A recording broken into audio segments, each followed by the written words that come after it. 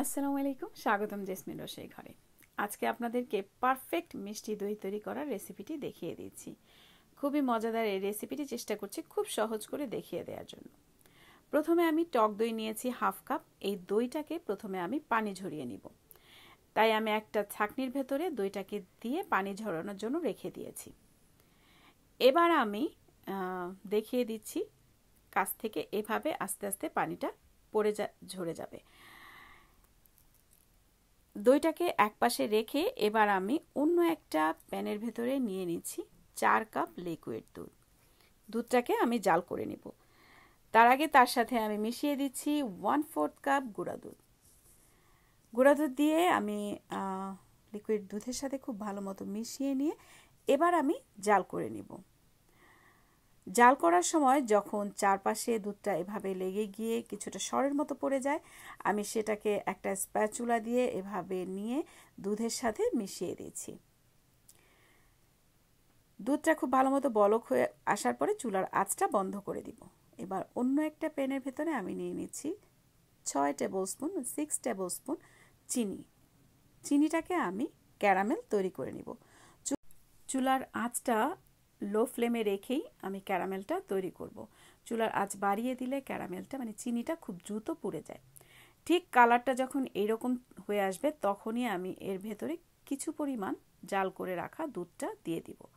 চুলার আঁচটাকে এখনও কমিয়েই রাখবো এবং দুধের সাথে ক্যারামেলটা মিশিয়ে নিব। যখন আমরা ক্যারামেলের ভেতরে দুধটা ঢালবো ঠিক তখনই দেখতে পাবো যে ক্যারামেলটা ঠিক এভাবে চাকা চাকা ধরে গিয়েছে। আমি সেটাকে যখন জাল করব তখন ক্যারামেলটা গলে যাবে পুরোপুরি। ঠিক এই রকমই চাকা বা দলা বেঁধে যাবে, এতে ভয়ের কিছু নেই। যখন আমরা দুধের সাথে কন্টিনিউ মেশানোর চেষ্টা করবে তখনই ক্যারামেলটা গলে গিয়ে দুধের সাথে মিশে যাবে। এবার আমি দুধটাকে রেখে দিয়েছি ঠান্ডা হয়ে যাবার জন্য। আমি যখন আঙুলটা এভাবে দিব যেন সহ্য হওয়ার মতো ঠান্ডা হয়, সে পরিমাণ ঠান্ডা করে নিব।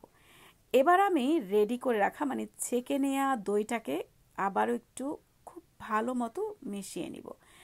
এবার এভাবে মিশিয়ে নিয়ে বিট করে নিয়ে কিছুটা দুধ আবার দিয়ে আবারও একটু মিশিয়ে নিব, একটু পাতলা তৈরি করে নিব।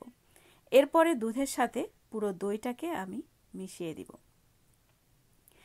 যারা সবসময় আমার ভিডিওগুলো দেখেন কিন্তু এখন পর্যন্ত আমার চ্যানেলটিকে সাবস্ক্রাইব করেননি, আশা করি আমার চ্যানেলটিকে সাবস্ক্রাইব করে রাখবেন। আর যারা ফেসবুক পেজ থেকে দেখবেন তারা ফেসবুক পেজটিকেও ফলো করে রাখবেন।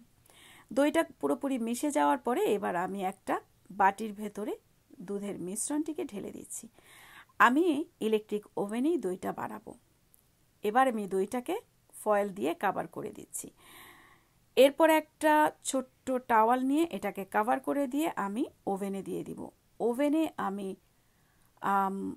150 ডিগ্রি ফারেনহাইটে রেখেছি। যারা সেলসিয়াসে ওভেন ব্যবহার করেন তারা একদমই ওভেনের কম আছে এভাবে 1 ঘন্টা রেখে দিবেন। 1 ঘন্টা রেখে দেওয়ার পর ওভেনটা বন্ধ করে দিয়ে আরও কিছু সময় রেখে এভাবে বের করে আমি দেখিয়ে দিচ্ছি কেমন হয়েছে ভেতরটা। ঠিক এই অবস্থায় এলে আমি এবার ফ্রিজে রেখে দিব দইটিকে। কিছু সময়ের জন্য ফ্রিজে রেখে ঠান্ডা করে নিয়ে এবার পরিবেশন করব। চেষ্টা করেছি কিভাবে অল্প সময়ে মিষ্টি দই তৈরি করা যায় সেটা দেখিয়ে দেবার। এবার একটু দই তুলে নিয়ে আপনাদেরকে দেখিয়ে দিচ্ছি কেমন লাগলো আজকের রেসিপিটি। যদি ভালো লেগে থাকে তাহলে অবশ্যই লাইক করবেন, শেয়ার করে দিবেন ফ্রেন্ডস অ্যান্ড ফ্যামিলির কাছে, আর অবশ্যই কমেন্ট করে জানাবেন আপনাদের কেমন লাগলো।